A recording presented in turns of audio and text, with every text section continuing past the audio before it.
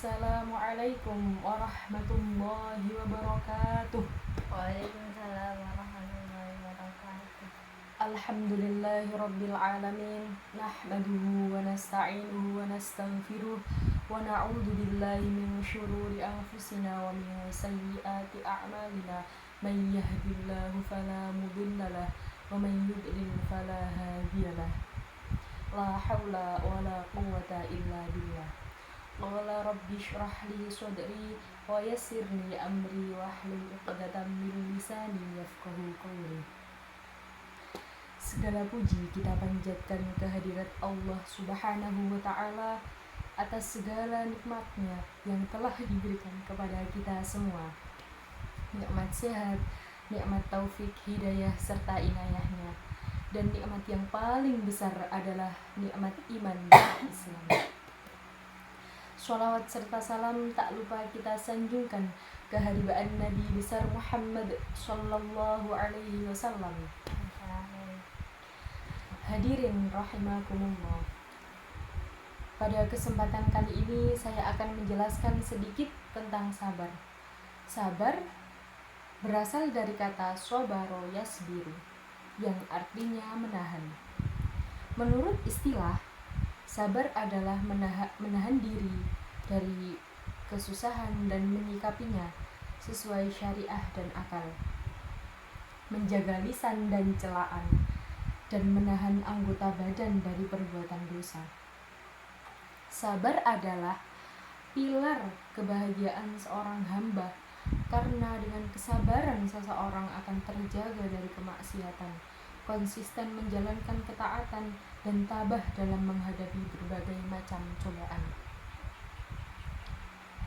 Hadirin hadirat rahimakumullah. Sabar merupakan ajaran yang banyak sekali disanjung dalam Al-Quran maupun hadis, sehingga manusia senantiasa diarahkan untuk selalu bersabar dalam kehidupannya. Kesabaran yang sebenarnya adalah kemampuan dalam mengendalikan sikap sehingga bisa dengan ikhlas dan rela hati menerima kondisi yang sedang dihadapinya demi mendapatkan balasan yang baik di akhirat. Allah berfirman dalam surat Al-Baqarah ayat 153. A'udzu billahi minasyaitonir rajim. Bismillahirrahmanirrahim. Ya ayyuhalladzina amanu ista'inu bis-sabri was-shalah. Innallaha ma'as-sabirin. Yang artinya, hai orang-orang yang beriman, jadikanlah sabar dan sholat sebagai penolongmu. Sesungguhnya Allah beserta orang-orang yang sabar. Dalam ayat tersebut, Allah menjelaskan kepada orang-orang yang beriman bahwa Allah selalu beserta mereka yang menjadikan sabar dan sholat sebagai penolong. Allah juga menjanjikan kedudukan yang tinggi di syurga kelak bagi hamba-hambanya yang bersabar.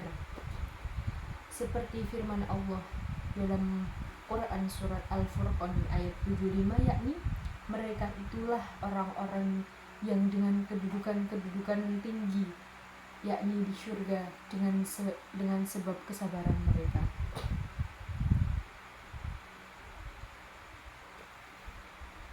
Hadirin hadirat rahimakumullah. Dalam pandangan Islam sendiri, sabar terbagi menjadi beberapa bagian. Yang pertama yakni sabar dalam menjalankan segala perintah Allah. Bu, kalau disuruh untuk bersabar, kira-kira berat atau tidak? Berat. Karena itu tadi, dari artian sabar yang artinya menahan untuk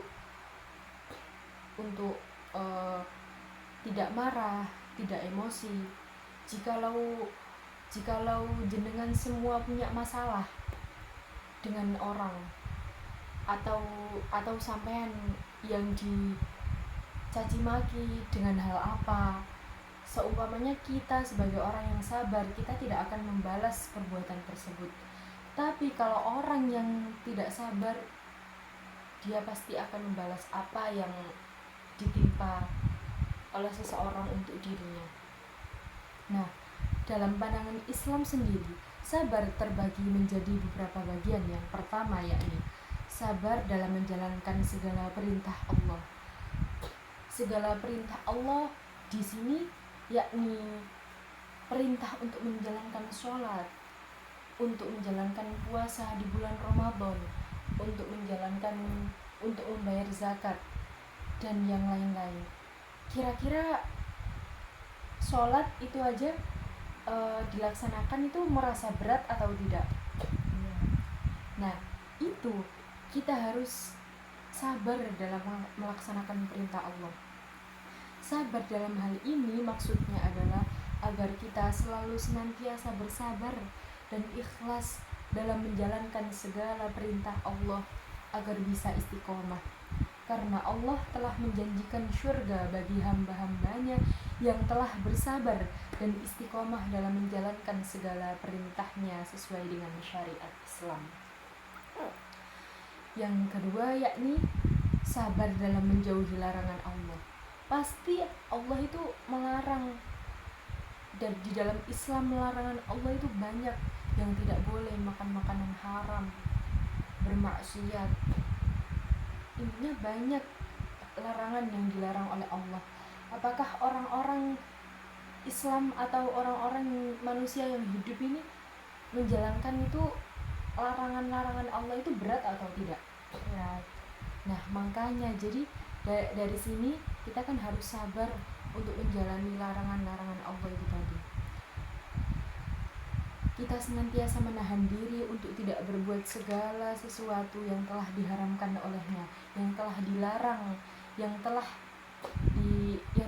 tidak boleh dari beliau.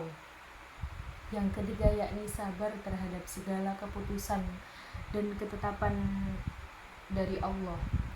Yakni sabar yang dimaksud ini dalam rukun iman yang terakhir, yakni qada dan qadar, yaitu beriman kepada qada dan qadar. Kita diwajibkan untuk bersabar atas segala sesuatu yang telah ditetapkan oleh Allah, baik itu buruk maupun baik, baik itu baik maupun buruk.